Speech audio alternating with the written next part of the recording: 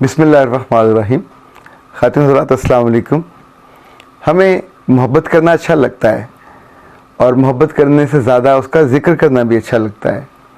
हमने किसी से मोहब्बत की हो या किसी ने हमसे मोहब्बत की हो, हम अकेले में अपने आप से भी बात करते हैं, अहले ख़ानदान के साथ बैठ के भी बात करते हैं, और जो हमारे बिल्कुल जानी किस्म के दोस्त होते हैं उनसे तज़किरा भी ज़रूर करते हैं। ये तज़किरा हमें खुशी देता है। मैं सोचता हूँ जिसने मोहब्बत बनाई है, जो मोहब्बत का मरकज़ है, जो मोहब्बत का यूँ समझिए कि पैदा करने वाला है, उसकी मोहब्बत इन सारी मोहब्बतों से कैसे आला और जुदागाना होगी अगर उससे मोहब्बत की जाए।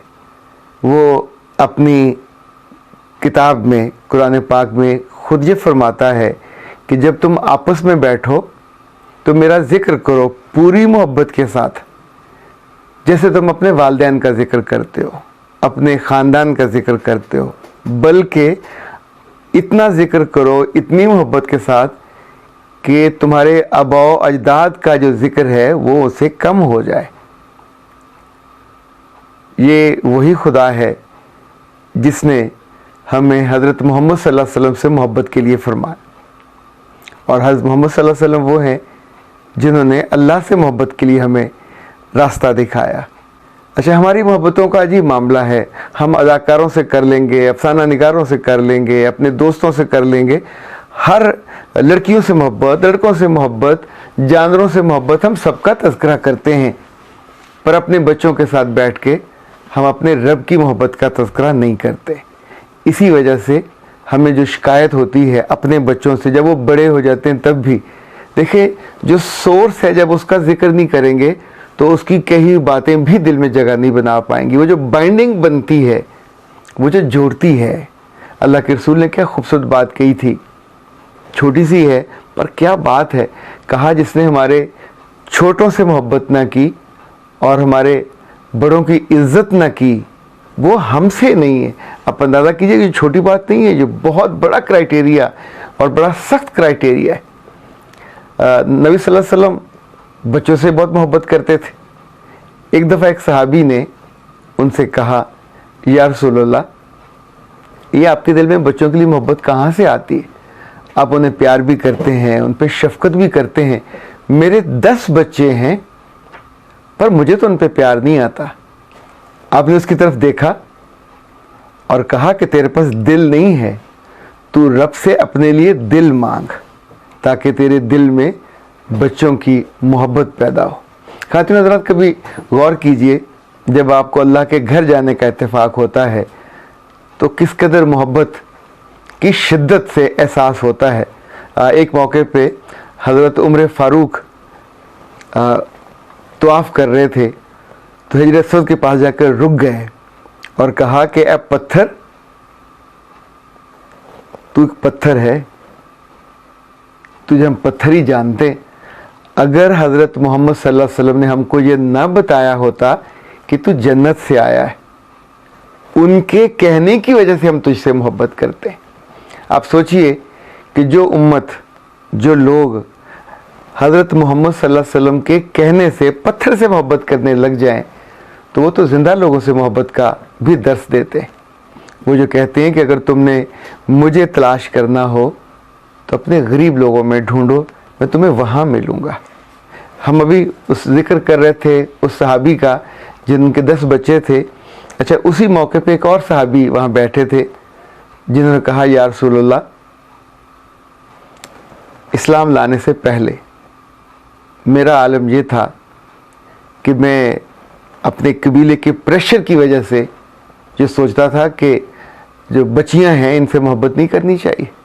सोचो कि सारे लोग अपनी बच्चियों को मार देते थे, तो मेरे घर में अभी बच्ची नहीं थी। मैं सफ़र पे चला गया, मैं वापस आया तो घर में एक बच्चा था जिसकी आवाज़ आती थी। फिर मुझे थोड़ी उससे उनसीयत होने लगी और मेरी बीवी ने मुझे बता दिया कि ये तुम्हारी ही बच्ची है। फिर वो 1.5 साल की हो गई और मेरे साथ वो खेलने लगी, मुझे उससे ताल्लुक़ बनने लगा।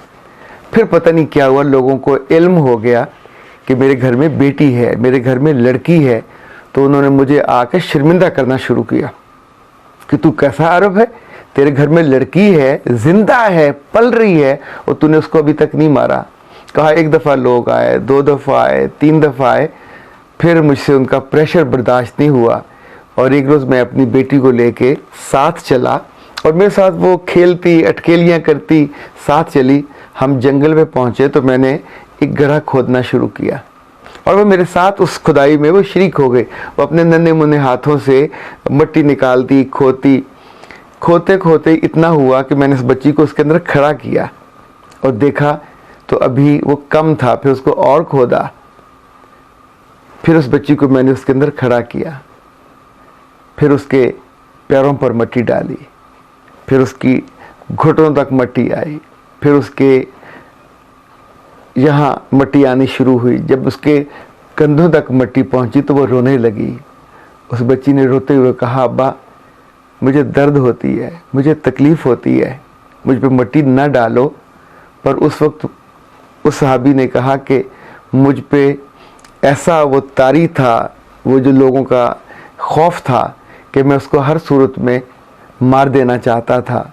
और फिर मैंने उसको यहाँ तक मिट्टी में दबा दी और वहाँ से जल्दी से भागा तो उस बच्ची का रोना और उसकी चीखें मेरा पीछा कर रही थी। वो रोती थी कि बाबा मुझे डर लगता है, मुझे अकेला छोड़ के मत जाओ। जाने उसके दिल में क्या क्या होगा, जानवरों का खौफ, अंधेरे का खौफ, अकेले होने का खौफ।